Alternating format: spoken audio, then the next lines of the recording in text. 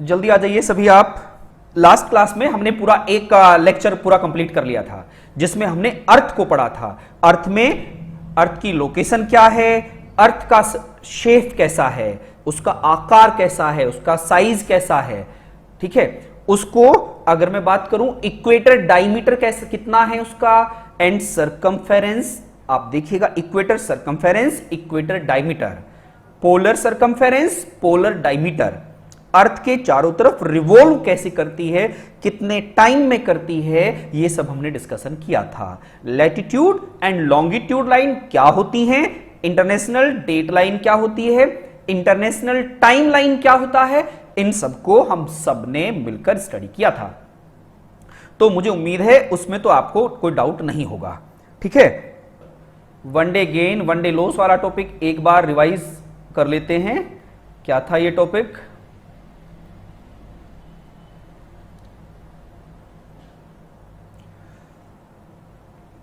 अब ऐसे समझिएगा, इंटरनेशनल डेट लाइन वाला कंसेप्ट पढ़ रहे हैं अभी हम।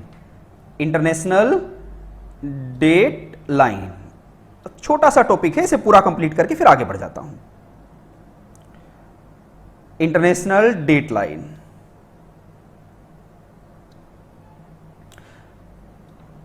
भाई इस लाइन का नाम था जीएमटी, याद आया? इसी लाइन का नाम था 0 डिग्री लॉन्गिट्यूड लाइन, इसी का नाम international time line, international time line, इसी का नाम है मेरिडियन लाइन, याद आ गया? अब यहां से यहां तक 12 घंटे होते हैं, 12 आवर, 12 घंटे, और 12 ही घंटे ये होते हैं, ठीक है। 12 आवर इधर और 12 आवर इधर, तो तभी तो 24 आवर में पूरा एक अर्थ रोटेशन पूरा करती है, 24 घंटे में। अब ये समझो, ये वाला पॉइंट और ये वाला पॉइंट पीछे कॉमन होंगे, कहीं जाकर कॉमन होंगे। अगर ये इंटरनेशनल डेट लाइन है, अगर ये इंटरनेशनल डेट लाइन है, अगर ये इंटरनेशनल डेट लाइन है, तो कल वाले पीडीएफ में मैंने आप लोगों को समझाया था कि इंटरनेशनल डेट लाइन का कंसेप्ट क्या है।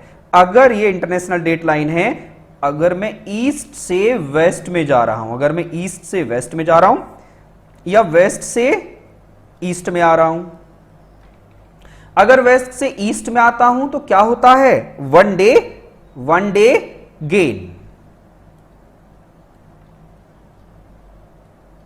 One day gain. अगर ईस्ट टू वेस्ट में जा रहा हूं, ईस्ट टू वेस्ट, तो वन डे लॉस। अगर इधर संडे है तो इधर मंडे है। आप ये समझ गए मेरा मैटर, ठीक है।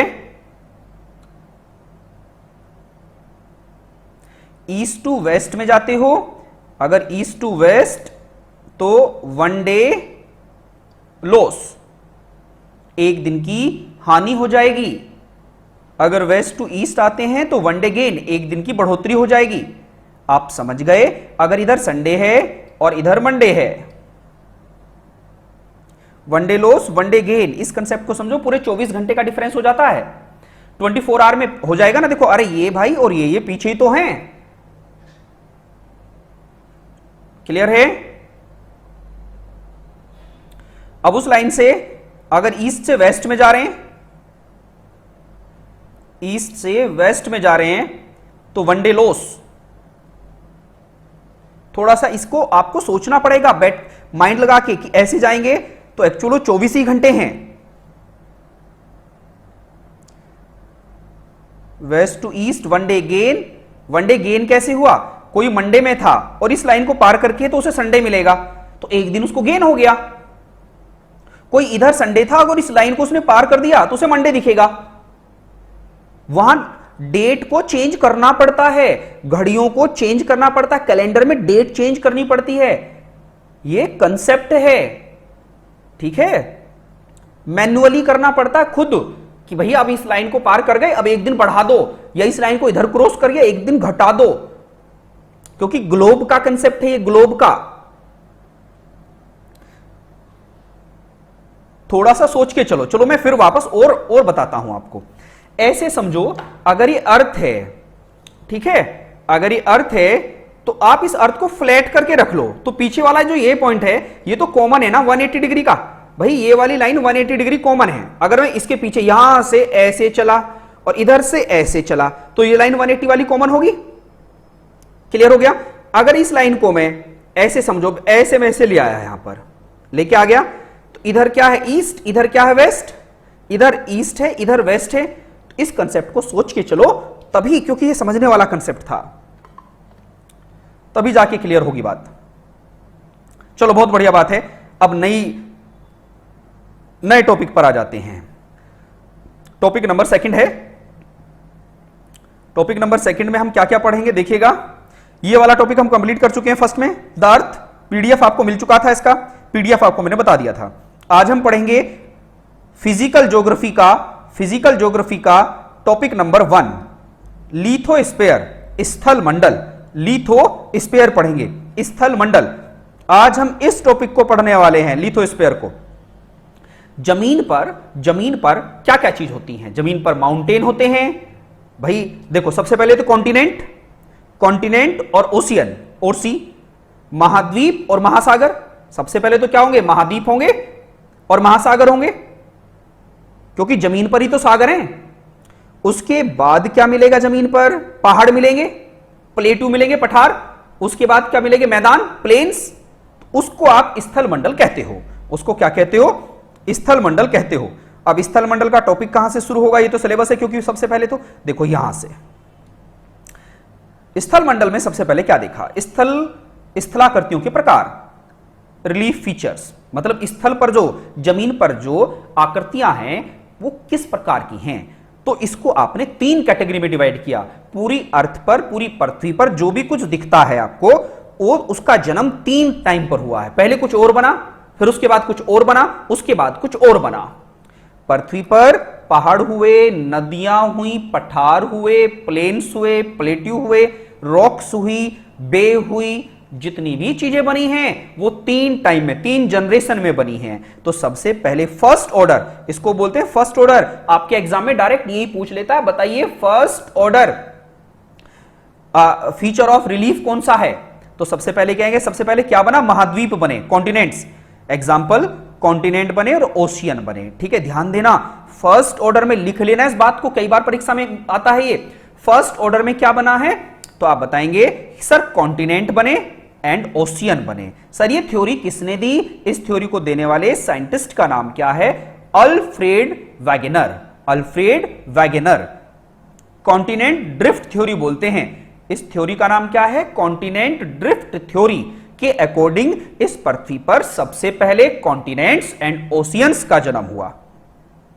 इसके बाद सेकंड ऑर्डर, पहले महाद्वीप बन गए, महासागर बन गए, उसके बाद पर्वत बने, माउंटेन्स बने, प्लेट्यू बने, प्लेट्यू पठार, मैदान, प्लेन्स, डेजर्ट, रेगिस्तान। ठीक है, और इस प्रिंसिपल को क्या कहते हैं? Related theory of plate tectonic. ध्यान देना, प्लेट टेक्टोनिक, ये तीनों प्रिंसिपल याद रखना है। महासागर और महाद्वीप किस प्रिंसिपल के अकॉर्डिंग बने? कॉन्टिनेंट ड्रिफ्ट थ्योरी के according. Mountain, plateau, plains, desert, ये किसके अकॉर्डिंग बने? प्लेट टेक्टोनिक थ्योरी के थ्रू। तीसरा क्या बना? थर्ड क्या बना? थर्ड फीचर क्या है? ग्लेशियर, हिमनद, रिवर्स, नदियां, oceanic wave, wind, ground water, भूमिगत जल, सागरीय तरंगें। फिर ये थर्ड ऑर्डर में बना। थर्ड ऑर्डर के प्रिंसिपल का नाम क्या है? Erosion cycle of William Morris ने दिया। डेविस एवं पैंक का अप्रदन चक्र का सिद्धांत, ये अप्रदन चक्र, erosion cycle, theory of erosion cycle. भैया तीनों वर्ड याद रखना है। पृथ्वी पर जो भी कुछ बना इन प्रिंसिपल्स के द्वारा बना। ठीक, अब आगे बढ़िएगा, आगे बढ़ते हैं, देखते हैं। सबसे पहले बने माउंटेन। अब माउंटेन कैसे कैसे बने हैं, ये यहां से थ्योरी स्टार्ट होगी। थ्योरी पे आपने क्या देखा? पृथ्वी की सतह पर द्वितीय वर्ग की, क्योंकि फर्स्ट तो ओशियन और कॉन्टिनेंट हो गए, हम उसे पढ़ने की जरूरत नहीं है। आप सबको पता है अर्थ पर 7 कॉन्टिनेंट है और 8वां न्यूजीलैंड के नाम से बना है, और 5 ओशियन है। पृथ्वी पर आप सबको पता है भाई 7 तो क्या है? कॉन्टिनेंट, और 5 ओशियन एंड 117 क्या है? सी है, समुद्र। 7 महाद्वीप हैं, 5 महासागर हैं, 117 सी हैं, सागर हैं। ठीक है,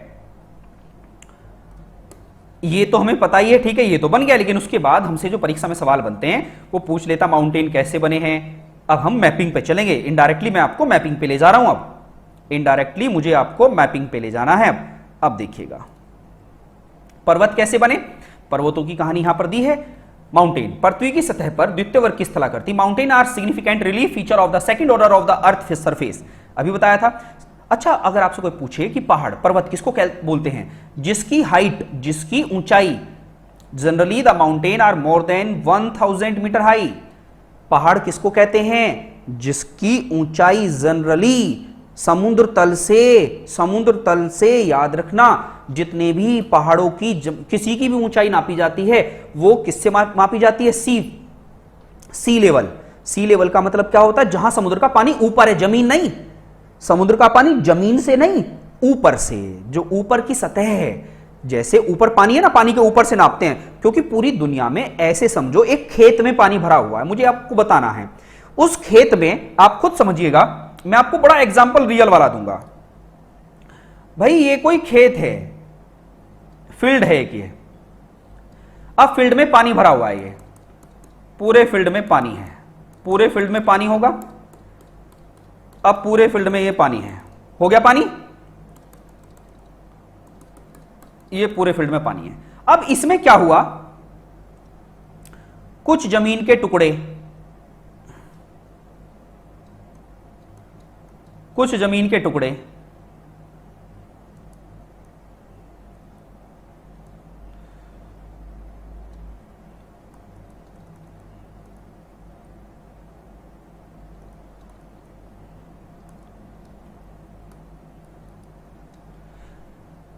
ये समझ में आ रहा है? अगर ये टोटल पानी खेत में भरा हुआ है और उस खेत में कुछ पार्ट्स ऑफ लैंड, जमीन के टुकड़े पर पानी नहीं चढ़ पा रहा है, पानी नहीं चढ़ पा रहा है, बड़ा आसान तरीके से समझा रहा हूं। ये कुछ टुकड़े हैं जमीन के, इन पे पानी नहीं चढ़ पाया, मतलब पानी यहां तक नहीं पहुंच पाया। क्यों? क्योंकि वो जमीन के टुकड़े उस खेत में ऊंचाई पर थे, मतलब ऊंचे टीले थे। तो जब टीले पे पानी नहीं पहुंच पाया और पानी चारों तरफ पहुंच गया, इसका मतलब पूरी अर्थ पर जो सी लेवल है, समुद्र तल तो एक जैसा ही होगा, वाटर लेवल तो ऊपर सब जगह एक जैसा होगा। समझ पा रहे हैं? नहीं समझ पा रहे हैं?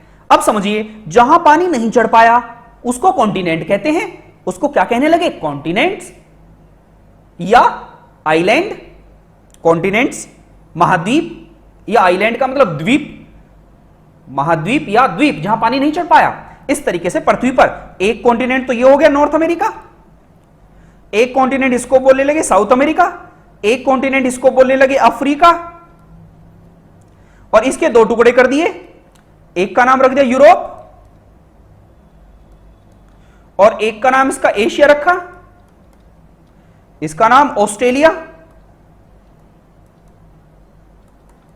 और एक टुकड़ा ये था पानी, यहां पर भी नहीं पानी चढ़ पाया था, ये टुकड़ा, इसका नाम क्या रखा? अंटार्कटिका।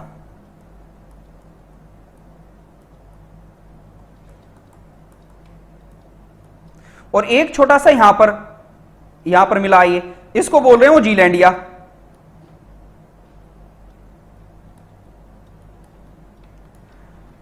अब मेरी बात समझ में आ गई भाई? ये क्लियर हो गया। अब ये आपके सामने डायरेक्ट मैंने बना के दिखा दिया। ये पूरे वर्ल्ड के सारे महाद्वीपों के मैप हैं ये। शायद बात क्लियर हुई होगी, इससे आसान शब्दों में नहीं पढ़ाया जा सकता। अब ऐसे करो, ये पूरा का पूरा खेत था, समझ रहे हो ना? अब इसे फोल्ड कर दिया ऐसे। अब इसको फोल्ड कैसे कर दिया? ऐसे उठाया इस पेज को और ऐसे मोड़ दिया।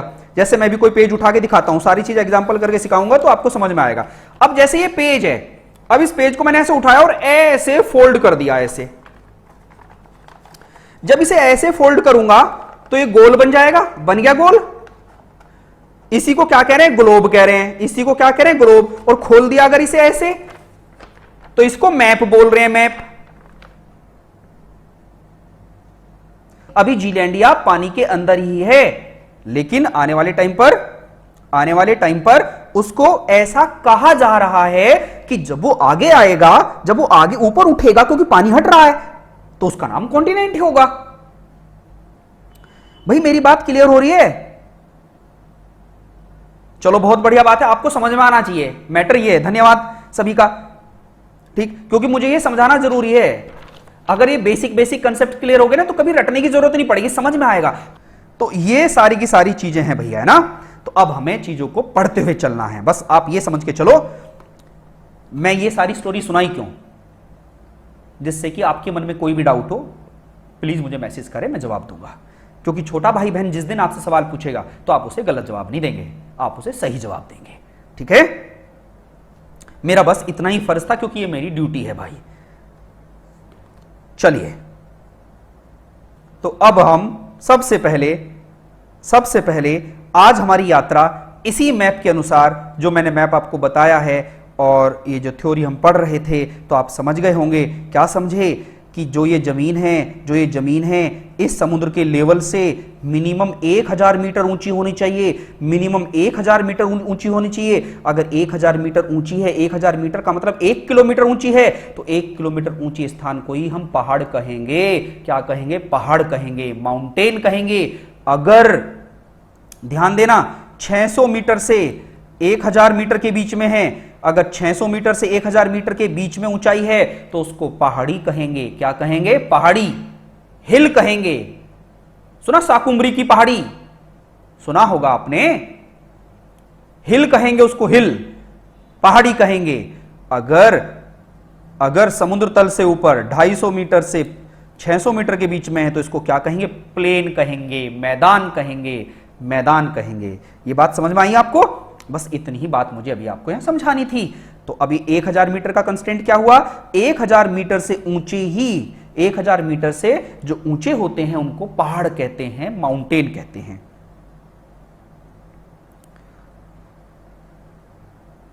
अब हम आगे बढ़ते हैं।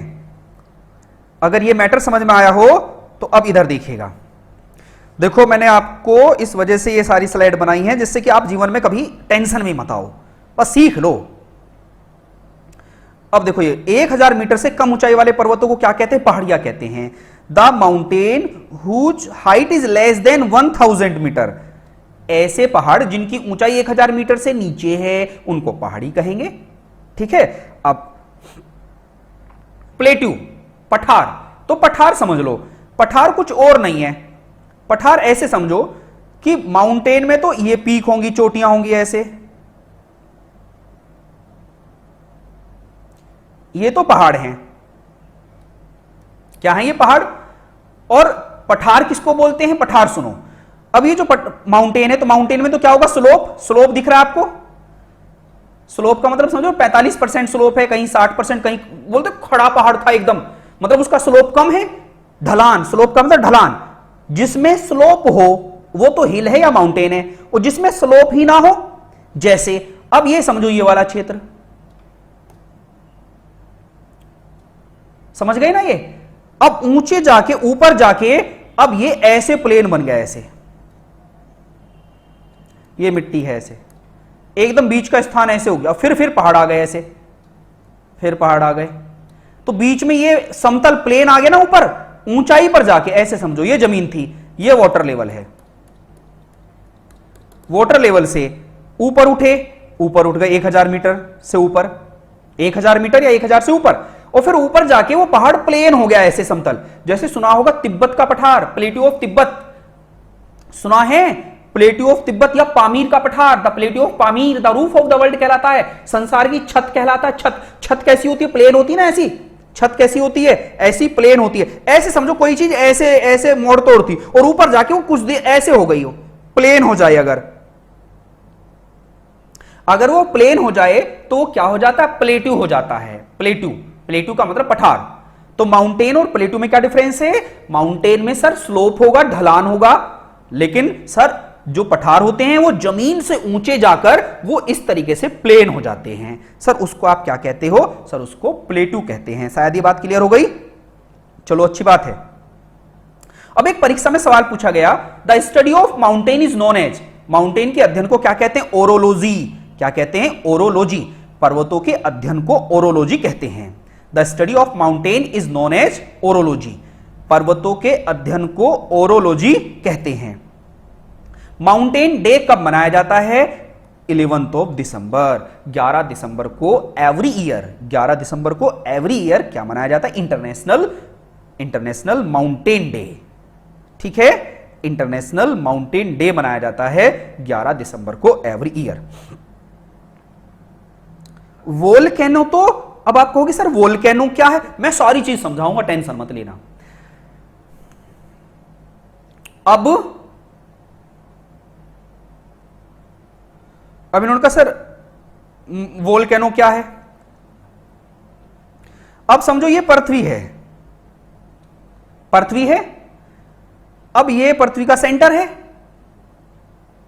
अगर ये पृथ्वी सेंटर है तो अगर ये पीस एक है, एक पीस निकाल लूं, जैसे आपने देखा खरबूजा या तरबूजा मार्केट से खरीदने जाते हो तो उसका टेस्ट लेते हो आप, तो सामने वाले से कहते हो कि थोड़ा सा इसका पीस निकाल के दे, मैं चेक करूंगा मीठा है या खट्टा है या नमकीन है, कैसा है, खाते हो ना। तो ऐसे ही हमने पृथ्वी का एक टुकड़ा ये निकाल लिया जी, तो पृथ्वी का ये टुकड़ा बचा। क्लियर हो गया? अब ये पृथ्वी का टुकड़ा बचा, ये समझ रहे हो ना? ऐसी थी पृथ्वी, ऐसे थी भैया पृथ्वी, समझ गए होंगे मेरी बात। तो मैंने यहां से पृथ्वी का एक पीस निकाल लिया। इस बात से सहमत हैं सभी? चलो अच्छी बात है। अगर ये पृथ्वी का एक पार्ट निकाल लिया मैंने, तो पृथ्वी का जो सेंटर है ना यहां, ये सेंटर, मतलब पृथ्वी के अंदर गड्ढा खोदते चले जाओ, गड्ढा खोदते चले जाओ, और गड्ढा खोद के अगर मैं ऊपर बैठा हूं 0 किलोमीटर, भाई मैं तो ऊपर ही बैठा हूं, गड्ढा खोदूंगा तो नीचे को चलूंगा, और पृथ्वी का सेंटर कितनी नीचे है? 6371 किलोमीटर। अगर पृथ्वी के नीचे गड्ढा खोदूंगा तो 6371 किलोमीटर ये रेडियस ऑफ अर्थ है। रेडियस ऑफ अर्थ फिजिक्स की किताबों में इसको अप्रोक्सीमेट लेते हैं 6400 किलोमीटर, 6400 किलोमीटर लेते हैं फिजिक्स की किताबों में, जब फिजिक्स में न्यूमेरिकल सोल्व करने पड़ते हैं, क्योंकि 0 से 0 काटनी पड़ती हैं। एग्जैक्ट कितनी है? 6371 kilometre the radius of earth. इसका मतलब क्या है? ये पृथ्वी का सेंटर है। अब इस पृथ्वी के सेंटर का जो टेम्परेचर है 5500 degree centigrade, 5500 degree centigrade the temperature of the centre of earth. पृथ्वी के केंद्र का तापमान 5500 डिग्री सेंटीग्रेड है। मेरी बात समझ पा रहे हो? इन्होंने वोल्केनो का कंसेप्ट उठाया था, मैं वोल्केनो को छोटी सी बात खत्म करके फिर आगे बढ़ूंगा, अभी समझते रहो। वोल्केनो, पृथ्वी के सेंटर का तापमान, the temperature of centre of earth 5500 degree centigrade. और जो हम कहां पृथ्वी की सतह पर बैठे हैं? ऊपर। हम पृथ्वी के ऊपर ही बैठे हैं। हम पृथ्वी पर कहां बैठे हैं? ऊपर। यहां हम पृथ्वी के यहां बैठे, कोई यहां बैठा है, कोई यहां बैठा है, कोई यहां बैठा है, कोई यहां बैठा है, कोई यहां बैठा है, कोई यहां, कोई यहां। अच्छा, अब आपका सवाल होगा क्यों नहीं गिरते यहां से? क्योंकि ऊपर से एयर प्रेशर लगा रहता है, एयर प्रेशर, वायु दाब, एयर प्रेशर इतना ज्यादा होता है कि हम वहां से हिल ही नहीं पाते। आपने देखा होगा, उस प्रेशर को देखना है तो कभी झीलों के किनारे, समुद्र के किनारे देखो, समुद्र के किनारे लहर आती है। क्यों? क्योंकि पृथ्वी जब घूम रही है तो लहरें दिखती हैं। वो समझ में आया? अब ये समझिएगा बिल्कुल भी ना जी। पृथ्वी के सेंटर का टेम्परेचर कितना है? 5500 डिग्री सेंटीग्रेड। और जो हमें सतह का एवरेज टेम्परेचर 15 डिग्री सेंटीग्रेड। जो हम कहां पर हैं? सतह पर, सरफेस पर। The average temperature of the अर्थ का जो सरफेस है, सरफेस ऑफ द अर्थ कितना है? 15 degree centigrade. The average temperature of the surface of earth 15 degree centigrade. पृथ्वी की सतह का औसत तापमान 15 डिग्री सेंटीग्रेड होता है। 15 एवरेज। अब आपको कि सर मेरठ में तो 41 डिग्री सेंटीग्रेड है, सर मेरठ में तो 43 हो गया, सर बागपत में इतना है, दिल्ली में तो सर 43 हो गया, लेकिन लद्दाख में भी तो कम है, कुल्लू मनाली में भी तो कम है, गोवा में भी तो कम है। तो एवरेज निकालते हो ना, एवरेज समझा है ना? सारी चीजों को जोड़कर एवरेज करते हैं तो एवरेज कम हो जाता है। तो इस तरीके से पूरी अर्थ का, अब रसिया में भी तो कुछ और होगा, आइसलैंड में अलग होगा, नॉर्वे में अलग होगा, उन सब पूरी पृथ्वी का एवरेज टेम्परेचर 15 डिग्री सेंटीग्रेड है। कितना है? 15 डिग्री सेंटीग्रेड पृथ्वी की सतह का, पृथ्वी के ऊपर। क्लियर हो गया? अगर आपसे कोई सवाल पूछता है the average temperature of the surface of अर्थ, तो क्या जवाब देंगे? 15 डिग्री सेंटीग्रेड। पृथ्वी की सतह का औसत तापमान 15 डिग्री सेंटीग्रेड होता है, यह आपको मालूम होना चाहिए। दूसरी बात, अगर हम पृथ्वी के नीचे गड्ढा खोदते हैं, अगर मैंने पहले गड्ढा ये खोदा, अगर मैं 32 मीटर गड्ढा खोदा, 32 मीटर गड्ढा, तो 32 मीटर पर 1 डिग्री सेंटीग्रेड टेम्परेचर इंक्रीज हो जाता है।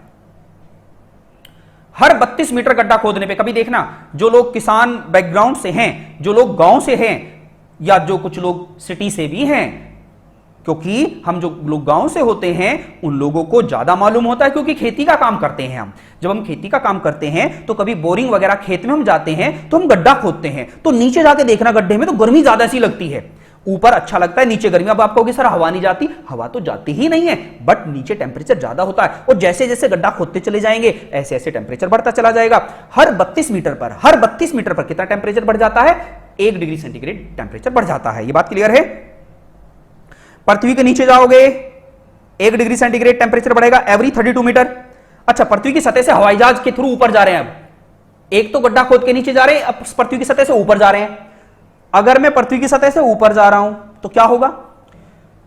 1 डिग्री सेंटीग्रेड टेम्परेचर डिक्रीज हो जाएगा एवरी 165 मीटर ऊंचाई पर। नई बात समझ में आई? पहाड़ों पर जाके ठंडी सी क्यों लगने लगती है?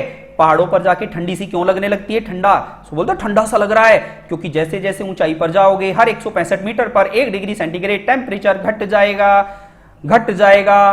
क्लियर हो गया? जैसे जैसे पृथ्वी के नीचे गड्ढा खोदोगे हर 32 मीटर पर 1 डिग्री सेंटीग्रेड टेम्परेचर बढ़ जाएगा, घट जाएगा।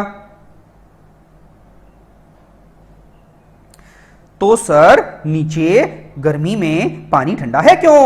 अरे रीना जी का सवाल बड़ा खतरनाक वाला आया कि सर नीचे पानी ठंडा क्यों है, नीचे पानी ठंडा क्यों है, नीचे पानी ठंडा क्यों है? बहुत प्यारे प्यारे सवाल कर रहे हो आप। अब पानी ठंडा और पानी गर्म, अब दोनों के एग्जांपल दे देता हूं। आपके सवाल बड़े प्यारे प्यारे लग रहे हैं मुझे। सही, ऐसे तो सीखेंगे हम। अब इनका सवाल है कि सर नीचे पानी ठंडा क्यों है, नीचे पानी ठंडा क्यों है, जब नीचे गर्म है तो नीचे ठंडा क्यों है? अब मैं आपको एक कहानी सुनाता हूं छोटी सी। जब हम छोटे थे, या अभी भी हम छोटे ही हैं, हमेशा छोटा बन के ही रखना तो अच्छा लगेगा आपको। बड़े जिस दिन बन गए उस दिन लाइफ को एंजॉय नहीं कर पाओगे, है ना? ऐसे समझो, हम जब छोटे थे तो हमारे आज भी सीरियल वगैरह में या आसपास के लोग कहते पाताल लोक, और फिर हमारी जो कहानियां हैं उनमें पाताल लोक कुछ इस तरीके से दिखाया जाता है कि पृथ्वी के अंदर है वो पाताल लोक। कभी कभी गांव वगैरह में सांप निकल जाता है तो बड़े बुजुर्ग लोग कहते हैं ये तो पाताल का निवासी है, बोलता है ना। और फिर हम उनसे भी एक कदम आगे हैं, हम ये सोचने लगते हैं कि यार नीचे पानी है तो समुद्र होगा, किसी दिन गड्ढा खोद के उस समुद्र की यात्रा ही कर आऊं, जाके नीचे से गुटकी लगाऊं और एकदम प्रशांत महासागर में जाके निकलूं, गड्ढा खोदूं अपने कमरे के अंदर ही, और गड्ढा खोद के जब नीचे से नल में पानी आ रहा है तो समुद्र है नीचे, तो पाताल लोक है, सर लगा दो गुटकी और निकलो जाके प्रशांत महासागर में। अब ये सवाल बनता होगा आपके दिमाग में, बनता है। फिर ठंडा और गर्म पानी ये भी बताता हूं क्यों होता है। सारी चीजें देखो हमें ब्रेक करनी पड़ती हैं तभी तो हम सीखेंगे। यस सर, हाँ है क्या जी पाताल लोक? एक्चुअल ये सारी बातें जो पाताल लोक है या कुछ भी है जहां जीव जंतु रहते हैं उसे लोक कहते हैं। अरे जमीन के अंदर जैसे कैंचवे हैं, चींटियां हैं, चींटियों के बिल हैं, सांप के बिल हैं, देखा नहीं महाभारत वगैरह सीरियल में नागनाथ, सर्पनाथ पाताल लोक का निवासी।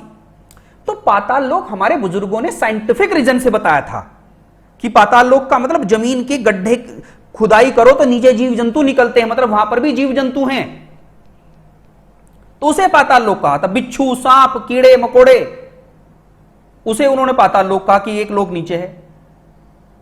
ठीक। सर बचपन में आते हैं ऐसे थोट? हाँ भैया बिल्कुल बचपन में आते हैं। तो आप ये समझो नीचे जो हमारा जो भारत है, भारत ऐसे समझो भाई, हमारे नॉर्थ में क्या है? हमारे नॉर्थ में माउंटेन है और साउथ में हमारे महासागर है। इसका मतलब पानी कहां भरता? गड्ढे में। ऐसे समझो पानी हमेशा कहां भरता? गड्ढे में भरता है, गड्ढे में भरता है। और पानी की नेचर क्या है? पानी की नेचर है ऊंचाई से नीचाई की तरफ को बहना, हाइट से नीचे स्लोप की तरफ को बहना, समझ गए? यही कारण है मोस्टली जैसे नदियां हमारी नॉर्थ से साउथ को बहती हैं, नॉर्थ से साउथ को बहती हैं, और बीच में अगर पहाड़ आ गए, बीच में पहाड़ आ गए तो पहाड़ का जैसे स्लोप होगा उसके अनुसार, जैसे हमारी प्रायद्वीप नदियां, पेनिनसुलर रिवर, नर्मदा है, रावी है, सुना होगा आप लोगों ने, कृष्णा है, कावेरी है, ठीक, तो उनको हम अलग, दामोदर है, ये पेनिनसुलर रिवर हैं, उनका तरीका अलग है क्योंकि बीच में पहाड़ है, पहाड़ से स्लोप जिधर को होगा वो उधर को बहेंगी। ठीक, कह रही हैं कि सर हमने एक पेपर में परीक्षा में दिया था तो सर एवरेज टेम्परेचर सर वहां 14 दिखाया था परीक्षा में, सर गूगल पे देखा है वहां 14 है, सर आप बता रहे हो 15 है, कुछ किताबों में हमने पढ़ा है 16 है, तो सर हम सही क्या लगाएं?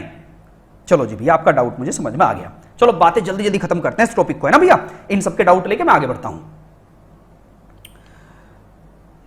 एवरेज स्थल का टेम्परेचर कितना है? 15 डिग्री सेंटीग्रेड। समुद्रों का, जो समुद्र है, सी हैं, उनका टेम्परेचर है 17 degree centigrade, 17 degree centigrade average, average average 17, average 15, इन दोनों का एवरेज निकालो तो कहीं किताबों में एवरेज 16 दिया जाएगा पूरी पृथ्वी का। डाउट बता रहा हूं। स्थल का 15, स्थल का 15, महासागरों का 17, तो पृथ्वी का बराबर अगर मैं एवरेज कर लूं तो 15 17 32/2 16। क्लियर हो गया? तो इस तरीके से भी आप समझ सकते हो। तो अब सवाल की नेचर समझना है आपको। सवाल की नेचर क्या है? सवाल की नेचर के अकॉर्डिंग आपको जवाब देना है। स्थल का 15 है, जल का 17 है, और जब टोटल एवरेज निकालेंगे स्थल और जल दोनों तो 17 15 17 15 32/2 = 16 डिग्री सेंटीग्रेड। चलिए जी, बहुत बढ़िया बात है। अब सवाल है यहां पर, पानी जो नीचे जमीन में निकलता है वो पानी कहां से आता है? ऐसे समझो, ऐसे समझो, आपने एक नदी का नाम सुना होगा, सरस्वती, सरस्वती रिवर, सरस्वती रिवर बद्रीनाथ, अलकनंदा, ये नाम सुने होंगे, वहां से बद्रीनाथ के पास से निकल के चलती है। जब सरस्वती रिवर निकल के चलती है तो केवल वो वहीं दिखते, उसके बाद वो जमीन में विलुप्त हो जाती है, और आप आधे सोचते हो कि पता नहीं कहां चली गई, कहां गायब हो गई। एक्चुअल क्या है, जिस जमीन पर आप बैठे हो, एक्चुअल ये भी तो क्या है, पहाड़ी हैं। अब इन पहाड़ियों पर क्या है, समुद्र जो हमारे उत्तर से जो रेत वेत कट के आया, इन पहाड़ियों को उसने भर दिया, इन पहाड़ियों को उसने भर दिया, और भर के ये समतल हो गए, प्लेन हो गए। लेकिन नीचे आज भी तो पहाड़ी हैं। अब जो वो उधर से नॉर्थ से पानी बह रहा है, कुछ तो नदियों में बह गया, आपने देखा कुछ झरने तो थोड़े थोड़ी टपकते रहते हैं।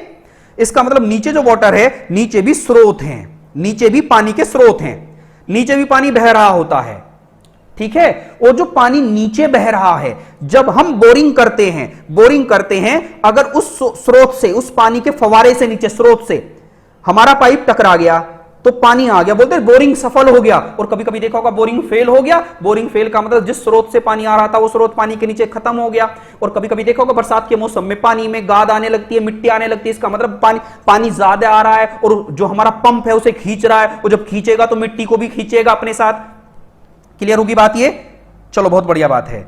ठीक, बस इतनी ज्यादा डिटेल में जाएंगे तो यहां पर फंस जाएंगे। इसको हम कहां पर सीखेंगे? इसको हम आगे सीखेंगे। अभी हम मुद्दे पे चलते हैं। चलो बहुत बढ़िया, चलिए, गुड। तो पृथ्वी की बात इतनी समझ में आई। अब वोल्केनो की बात थी, वो खत्म कर लेते हैं ये सवाल पूछते ही। बहुत सब नीचे है, सब कुछ है। अब आगे बढ़ो, आगे बढ़ो, आगे बढ़ो, आगे बढ़िएगा। अब मुझे बताओ 5500 डिग्री सेंटीग्रेड किसका टेम्परेचर है? सेंटर का। जब सेंटर का 5500 डिग्री सेंटीग्रेड है, मुझे बताओ 5500 डिग्री सेंटीग्रेड का मतलब है सारा का सारा मेल्ट होगा। मेल्ट का मतलब पिघल गया होगा सब कुछ। जब सब पिघल गया होगा तो जो नीचे है यहां पर सेंटर पर दो मेटल हैं, एक का नाम निकिल है, एक का नाम फेरस है। नीफे बोलते हैं इसको, नीफे, निकिल और फेरस। अब कोई भी द्रव है, लिक्विड है, लिक्विड है, तो लिक्विड कब फैलेगा? जब उसे फैलने के लिए स्पेस मिले। जब फैलने के लिए स्पेस मिलेगा तभी तो फैलेगा। अब ये यहीं पे एकदम लिक्विड होने के बाद भी सॉलिड इस तरीके से है, ऐसे ही है ये, इसे बाहर निकलने का जगह नहीं मिल रही। अभी कभी कभी कभी कभी कभी कभी ऊपर ऊपर ऊपर चलने के बाद और कभी कभी यहां से ये बाहर निकलने लगता है, विस्फोट होता है इसमें, बाहर निकल गया। और जैसे ही यहां से बाहर निकला तो क्या बना? यहां से निकलता गया, बोलते वोल्केनो फट गया। वोल्केनो सुना होगा आपने, किलीमंजारो, विसुवियस, ठीक है। तो ऐसे फिर ये वोल्केनो फटता। वोल्केनो का मतलब नीचे की जो लावा है, लावा मतलब नीचे जब पृथ्वी के अंदर ही रहता मैग्मा कहलाता, पृथ्वी के बाहर आ जाता है तो लावा कहलाता है। और जब ये ऐसे पहाड़ बनते हैं तो उसको फोल्डेड माउंटेन बोलते हैं। क्या बोलते हैं? फोल्डेड माउंटेन बोलते हैं। ठीक है, बस इतना मैटर यहां पर समझिएगा, फिर आगे बढ़ते हैं। अब चलिए, यहां तक क्लियर है? चलिए अब देखो पर्वतों के प्रकार। सबसे पहले पर्वत बने। पर्वत कितने प्रकार के बने? 4 प्रकार के पर्वत बनते हैं। तो चारों प्रकार के पर्वतों में एक मैंने आपके एग्जांपल दे दिया। एक पर्वत का नाम क्या? ज्वालामुखी पर्वत। ज्वालामुखी के लावा से जो बनते हैं पर्वत उनको बोलते हैं वोल्केनिक माउंटेन। एक बनते हैं फोल्डेड माउंटेन। फोल्डेड का मतलब कॉन्टिनेंटल ड्रिफ्ट थ्योरी होती है, जब महासागर की प्लेट, महासागर का मतलब ओशियन, जिस प्लेट पर, जिस सतह पर रखा है और एक महाद्वीप है, जब आपस में टकराती हैं, जब टकराएंगी तो नीचे से उठेंगी। ऐसे कोई चीज ऐसे टकरा रही है, जब पूरी चीज दबाओगे तो बीच में से ऐसे बनेगी, स्तर। इसको क्या बोलते हैं? फोल्डेड माउंटेन बोलते हैं। क्या बोलते हैं? Folded mountain. ये सबके एग्जाम्पल नीचे देखिएगा, ये सब बहुत अच्छी तरीके से समझाए गए हैं। किन किन को फोल्डेड कहते हैं ये आप थ्योरी सारी पढ़ोगे। ये थ्योरी सभी को पढ़ना है, और ये थ्योरी मैं आपको दे दूंगा। और आज मुझे नॉर्थ अमेरिका में जाना है। अब मुझे पहले कॉन्टिनेंट पे काम करना है। फर्स्ट कॉन्टिनेंट आज मुझे नॉर्थ अमेरिका उठाना है। ठीक है, ये नॉर्थ अमेरिका है। नॉर्थ अमेरिका पढ़ लें। अब सबसे पहले नॉर्थ अमेरिका के बाद हम ये पढ़ेंगे साउथ अमेरिका के बाद अफ्रीका पढ़ेंगे, अफ्रीका के बाद एशिया के बाद यूरोप के बाद ऑस्ट्रेलिया। हमें ऐसे पढ़ रहा है अब। ठीक है, ये सब थ्योरी का काम आप करना, मैं आपको अपलोड कर दूंगा। ये पढ़ना है सबको, इस थ्योरी को अपलोड कर दूंगा। और सारे एग्जाम में आए हुए सवाल है, मैंने कोई भी बेकारी चीज नहीं डाली है। हिंदी इंग्लिश दोनों लैंग्वेज में बाइलिंगुअल डाला है। जहां दोनों लैंग्वेज की जरूरत है मैं दोनों लैंग्वेज करूंगा, जिससे कि आपको मेहनत करने की ज्यादा आवश्यकता ना पड़े।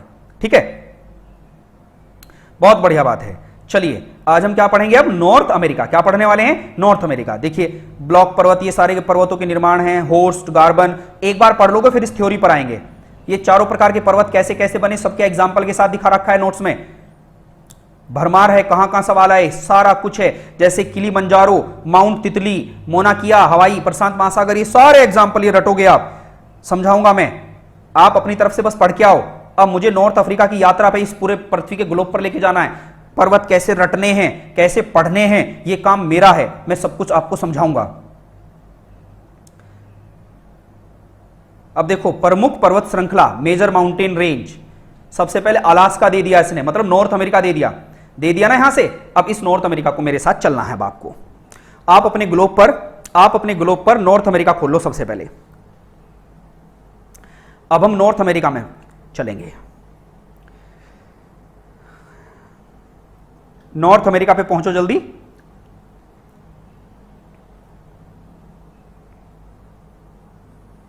पहुंच गए भैया नॉर्थ अमेरिका। पूरे महाद्वीपों की यात्रा करानी है मुझे आपको। फिजिकली तो भविष्य में जाओगे आप, पूरी दुनिया घूमोगे आप, और घूमना चाहिए जैसे मौका मिले। लेकिन वर्चुअली में, ज्योग्राफी की जब तक क्लास चलती रहेंगी ऑनलाइन, वर्चुअली पूरी दुनिया घुमाना है मुझे आपको। वेल डन, बहुत बढ़िया। चलिए अब आप, अगर आप पहुंच गए हो नॉर्थ अमेरिका पर, नॉर्थ अमेरिका सबसे पहले हमारा स्टेशन होगा नॉर्थ अमेरिका। सबसे पहले हम नॉर्थ अमेरिका को ही पढ़ेंगे। उत्तरी अमेरिका,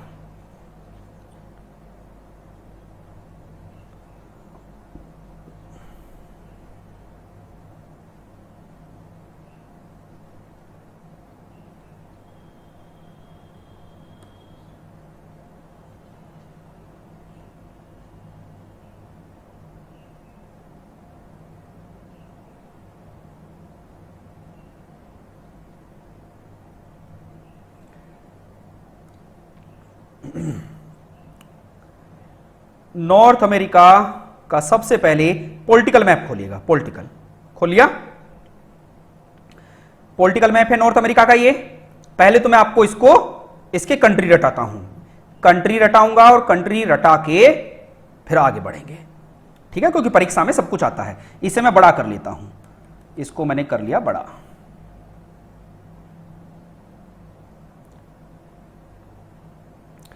ठीक है, अब आपको दिखेगा ये पूरा नॉर्थ अमेरिका है।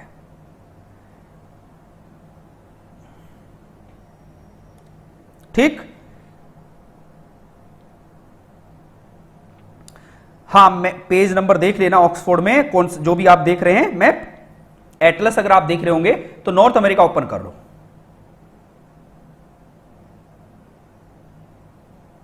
नॉर्थ अमेरिका ओपन करो,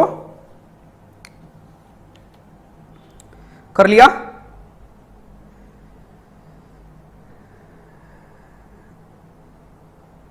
सही। थोड़ा सा मैं और जानकारी दे देता हूं, कुछ और इसी में मैं कुछ जानकारी और दूंगा आपको। अगर ये ओपन कर लिया हो तो रजिस्टर पर नोट्स में थोड़ा सा मैटर, मैं मैप क्यों खुलवाया है पहले मैप की जानकारी दे देता हूं, है ना, आपको अच्छा लगेगा ना फिर। मैप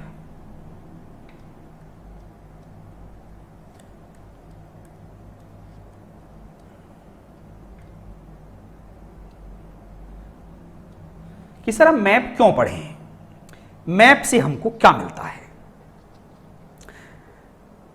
ऐसा क्या है जो हमें मैप से मिल जाता है। मैप एक ऐसी कंडीशन है जो जवाब देता है वेयर, कहां। मैप आपको इस बात का जवाब देता है कहां। जैसे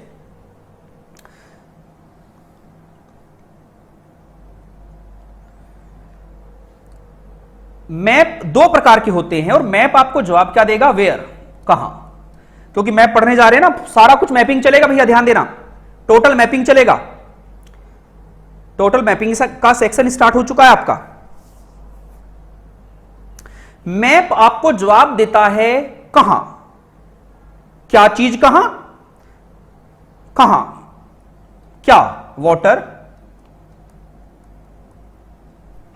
mountain,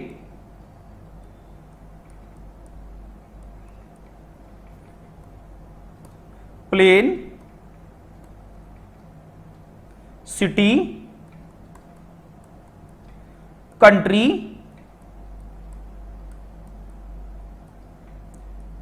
tribe, crop, industry, minerals, मतलब सब कुछ।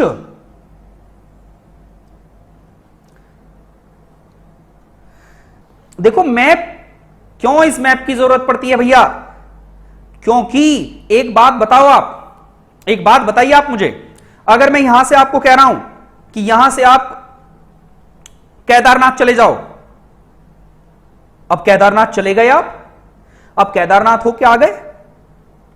अगर मैं यहीं से बताते चलूं ऐसे रोड मिलेगा, ऐसे मिलेगा, ऐसे मिलेगा, ऐसे मिलेगा, एक रास्ता तो ये है। एक ये है कि डायरेक्ट केदारनाथ जाके जाओ और अपनी गाड़ी में बैठ के पेन रजिस्टर लेके बैठो कि पहले मैं 10 किलोमीटर स्ट्रेट चला, फिर लेफ्ट मुड़ा, फिर राइट मुड़ा, फिर इतने किलोमीटर इधर चला, फिर मुझे पहाड़ सा दिखा, कहीं मैप मिला, कहीं ग्लेशियर मिला, कुछ ये मिला, ये लिख दो। और एक आप जाके खुद देखो या एक आपको बना बनाया आपसे पहले को जाके देख लिया हो। अगर कोई आपको यह समझा दे क्या चीज है मैप, मैप सारे सब्जेक्टों को कनेक्ट करने का एक कंसेप्ट है। जैसे करंट अफेयर आई कहीं पर, करंट अफेयर में आया अजरबैजान ने आर्मेनिया पर हमला किया, अजरबैजान ने आर्मेनिया पर अटैक किया। जैसे न्यूज़पेपर में ये आया तुरंत आपने दिमाग में घुमाया, अरे अजरबैजान आर्मेनिया, हाँ मॉर्निंग की क्लास में पढ़ा था हमने और सुबह की क्लास में पढ़ा था। अजरबैजान के साथ में एक कंट्री है, अजरबैजान के पास में कैस्पियन सी भी है सर, वहां जॉर्जिया भी है, और सर वहां पर है ना एक साइड में आर्मेनिया है, एक साइड में फिर नीचे देखोगे सर ऊपर सीरिया है, सर टर्की भी है वहीं पर। तो आपका दिमाग घूमने लगा क्योंकि मैं पढ़ा था। आप समझ सकते हो अजरबैजान के साथी कौन, अजरबैजान के दुश्मन कौन, जो पड़ोसी होते हैं उनके साथ झगड़े होते हैं मोस्टली। तो लोकेशन समझ में आ गई। पूरी पृथ्वी पर क्लाइमेट जोन के अकॉर्डिंग, क्लाइमेट जोन के अकॉर्डिंग फूड होता है, खाना होता है, खाना। जैसे उत्तर भारत के लोग north Indian wheat made product use करते हैं। व्हीट का मतलब गेहूं से संबंधित उत्पाद यूज करते हैं। गेहूं से संबंधित क्यों? क्योंकि हम नॉर्थ इंडियन हैं। भाई नॉर्थ इंडियन का मतलब क्या हुआ sir? 23.5 degree line of cancer से ऊपर, कर्क रेखा से सर ऊपर वाला क्षेत्र नॉर्थ इंडिया कहला रहा है हमारा। अच्छा, इसका मतलब नॉर्थ इंडिया में वीट गेहूं उगने वाला क्लाइमेट होगा। अगर क्लाइमेट ऐसा है तो उस बेल्ट में गेहूं की खेती होगी। तो हमें ज्योग्राफी से क्या समझ में आया कि उस जगह मेन क्रॉप्स कौन सी है। क्रॉप्स का मतलब समझ गए, फसल का भी मतलब पता चल जाएगा। और उस क्लाइमेट जोन में मिट्टी किस प्रकार की है, मिट्टी पता चल गया तो क्रॉप पता चल गया, और क्रॉप पता चल गया तो इकोनॉमी समझ में आ गई। एमएसपी का एजेंडा, लोग कैसे खाने पीने वाले होंगे, कैसे होंगे लोग, काले पीले नीले होंगे। सुना है ना कि अफ्रीका के लोग ब्लैक क्यों, क्योंकि क्लाइमेट में रहते हैं। लोकेशन कौन बताएगा, मैप बताएगा आपको। समझ में आ रही बातें। आपने कहा हॉलीवुड सिटी, हॉलीवुड, अब आधे लोगों को यह समझ में नहीं आता हॉलीवुड है क्या। हॉलीवुड एक सिटी का निकनेम है सर, उसका नाम हॉलीवुड ही क्यों है, तो उसका भी कंसेप्ट मैप बताएगा आपको।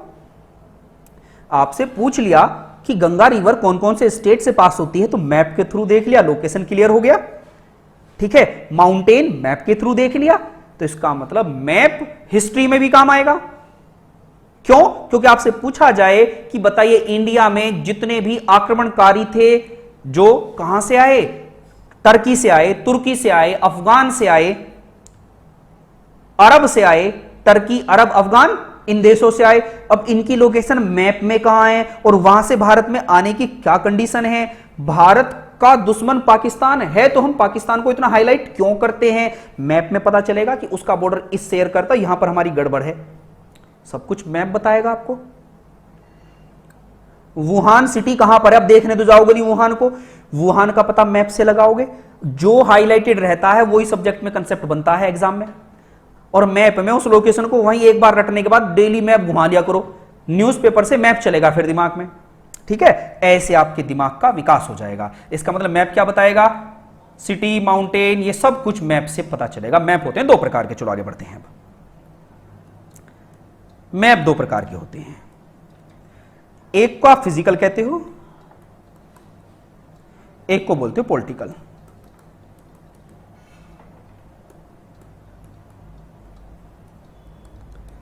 भौतिक,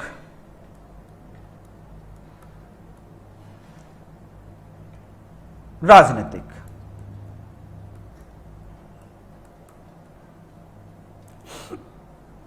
फिजिकल मैप और पॉलिटिकल मैप। सर जो फिजिकल है, फिजिकल का मतलब है, फिजिकल का एक्चुअल मतलब क्या है सर ये बताओ। भाई फिजिकल का मतलब है जो प्रकृति ने बना के दिया है, जो प्रकृति ने आपको बना के दिया है। प्रकृति, नेचर, नेचर ने क्या दिया है, नेचर ने बना के दिया है क्या, माउंटेन। नेचर ने क्या क्या बना के दिया है, माउंटेन। क्या दिया है नेचर ने, mountain, river, plateau, plain, etcetera etcetera.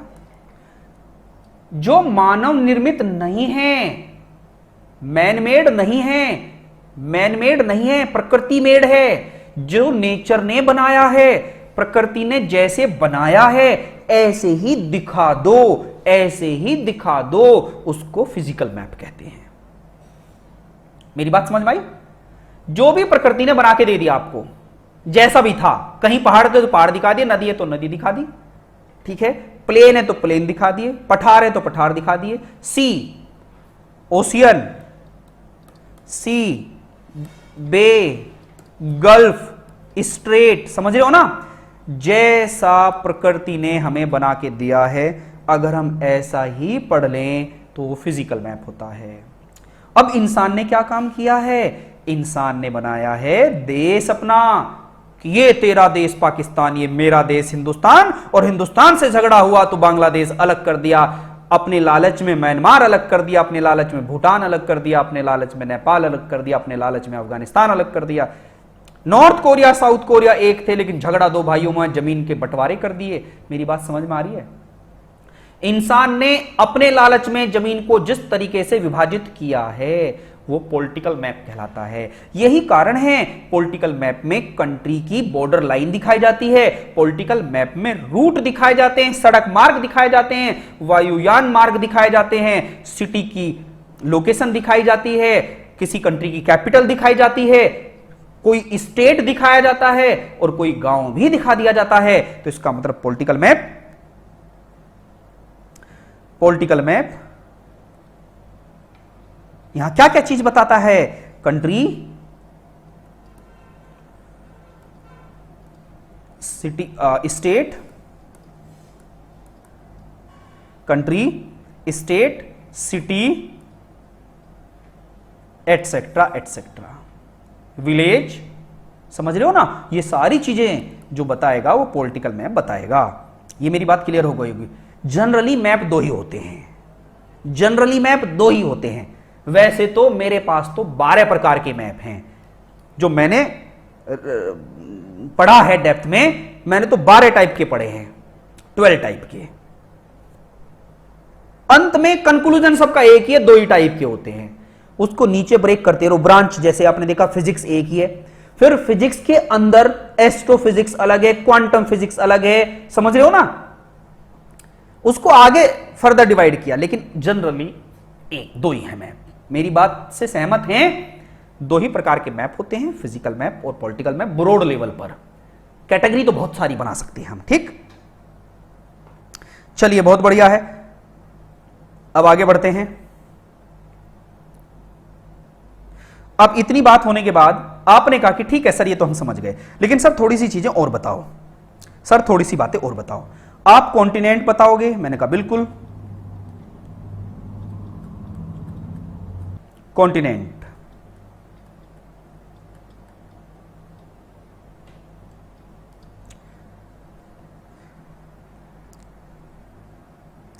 सही है, बस ऐसे ही पढ़ते रहो, एंजॉय करते रहो पढ़ाई में। दूसरा होता है, अगर मैं बात बताऊं, ओशियन। अब जल्दी जल्दी मैं इस टॉपिक को फिनिश करता हूं, 15 मिनट में सारी चीजें आप एक बार गो थ्रू हो जाओगे, हर चीज एक बार क्लियर हो जाएगी। Continent and ocean. कॉन्टिनेंट मतलब जमीन का टुकड़ा, ओशियन का मतलब महासागर। भैया आप जानते हो जो पूरी पृथ्वी पर 29.2% क्या है? लैंड है, जमीन है, और 70.8% पर क्या? वाटर है, पानी। यही तो है।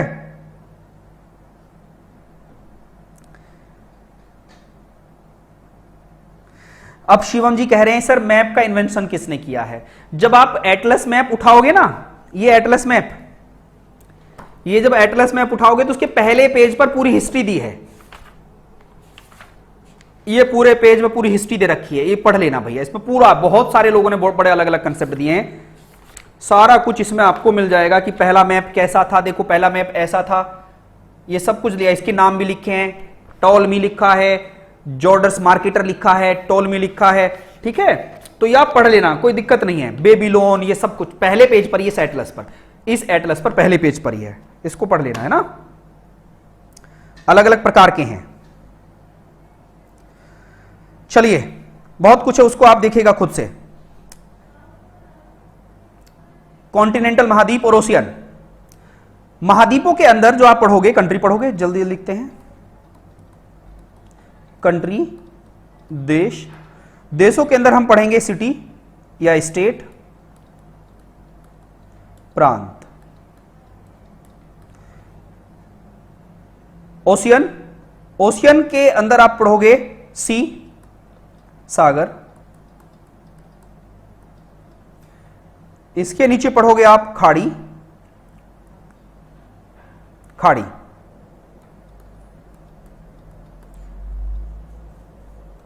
अब खाड़ी यहां पर अलग अलग टाइप की होंगी। खाड़ी को आप क्या किस नाम से जानोगे? बे, गल्फ और बाइट।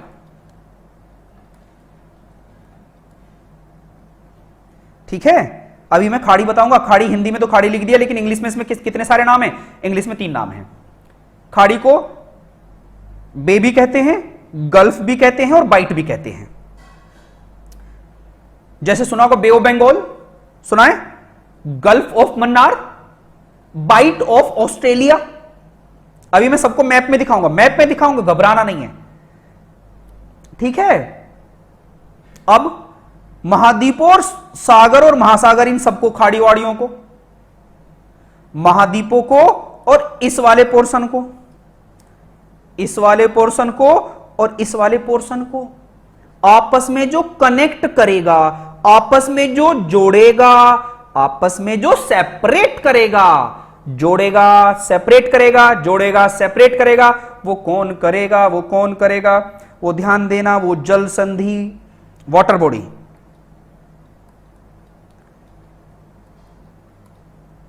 जल संधि, वाटर बॉडी, ठीक है। इस हिस्से को और इस हिस्से को जोड़ेगा, कनेक्ट करेगा, सेपरेट करेगा, कनेक्ट करेगा, सेपरेट करेगा, कौन करेगा, वाटर बॉडी। ठीक। अब वाटर बॉडी में क्या क्या पढ़ोगे सर? वाटर बॉडी में मोस्टली हम पढ़ेंगे, जो अधिकतर इनके नाम बार बार आएंगे, क्या पढ़ोगे? स्ट्रेट, जैसे सुना होगा पाक स्ट्रेट, पाक जल डमरू, क्या बोलते हो हिंदी में? पाक जल संधि, पाक जल डमरू, स्ट्रेट पढ़ोगे। दूसरा नाम क्या पढ़ोगे? चैनल, सुना होगा इंग्लिश चैनल, मोजाम्बिक चैनल,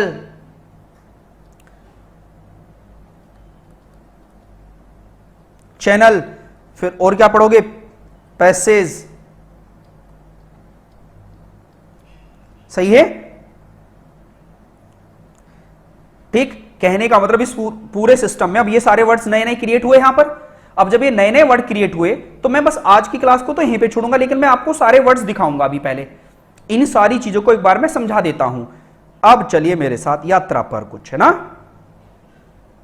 जैसे सर बे किसको बोलते हैं? बे की डेफिनेशन क्या है? तो बे की थोड़ी सी डेफिनेशन यहां पर, बे कैसी होती है ऐसे समझो। आप समझ रहे हो? ये समुद्र का पानी ऐसे जमीन से में घुस गया, ऐसे लैंड एरिया में एंट्री ले गया, तो ये क्या हुआ? बे कहलाया। क्या कहलाया? बे। एक बे एरी, देख रहे हो? एक बे एरी। ऐसी सुनो, बे ऑफ बंगाल, समझ गए? समुद्र का पानी ऐसे अंदर घुस गया, बे ऑफ बंगाल। कितने सारे नाम होते हैं, देखो इतने सारे नाम होते हैं। सर ये तो बहुत सारे हो गए, मैंने तो एक ही नाम लिखा था। सर इतने सारे नाम, मैंने कहा देखो सबको दिखा, देखो यही दिखा। अब इनके बारे में सब पूरी डिस्कशन करेंगे। सर एक ये देखा, सर ये कुछ और ही दिखा मैं तो। सर एटोल, ये कुछ क्या दिखा? तो सर ऐसे भी होता है। मैंने हाँ भैया पता नहीं कैसे कैसे होता है। सर ये भी कुछ है। मैंने कहा ये भी देखो, देखो जरा इसको भी देख लो, पृथ्वी के नजारे दिखा रहा हूं, देख रहे हो? सर बाइट भी देख लो, सर बाइट ये नहीं देखो। सर इसे भी दिखा दो एक बार, सर इसे भी दिखा दो, कैसे है? अच्छा लग रहा है ना घूमने में? घूमते रहो, आज पूरी दुनिया घुमाता हूं। हर चीज के बारे में डेप्थ में पढ़ेंगे। सर देखो ये किस तरीके से पानी बह रहा है, सर ऊपर झरना आ रहा है, इधर क्या है? सर इसे हम क्या कहेंगे? मैंने लो जी भैया। सर एस्चुरी भी दिखा दो, सर ये एस्चुरी, इधर से नदी आ रही है और इधर समुद्र मिल गया। लो जी फ्योर्ड भी देखो, फ्योर्ड कितना प्यारा सा। सर बस अब बहुत हो गया सर, गल्फ दिखाना। गल्फ तो मैंने दिखाई दी आपको। सर ये तो बहुत सारी चीज। सर लगून क्या देखो, सर लगून ये रही, सब देख रहे हो ना? बहुत सारी चीजें हैं, मैं तो सारी दिखाऊंगा। तुमने दो कहा, मैं तो देखो 40-50 दिखाऊंगा और समझाऊंगा। दुनिया में पढ़ने के बाद फिर आप ये नहीं कहोगे कि हमें ज्योग्राफी का ना पता, कुछ भी सब कुछ पता रहेगा। फिर आपको हर चीज समझानी है। देखो कितनी सारी 100 हैं, 100 टर्म, 100 से 150 टर्म है, सारी समझाऊंगा, एक एक समझाऊंगा आपको। सर्फ जोन क्या है, लो जी ये भी। सर ये भी दिखाओ कैसा होता है। ये ऐसा होता है जी, देखो कितना प्यारा सा लग रहा है। स्वेश क्या होता है, ये देखो जी, ये ऐसा होता है। पानी का पानी जब समुद्र में आता है, पैरों पर टकराता है, फिर हम बड़े हंसते हैं कि पानी आ गया, पानी आ गया। ठीक, चलिए जी, बहुत कुछ देखना है अभी तो अब मुझे बताओ, अब समय हमें कह रहा है कि ये क्लास ओवर की जाए। अपनी पढ़ाई लगातार जारी रखें और अब हम क्लास ओवर कर रहे हैं। जय हिंद, जय भारत।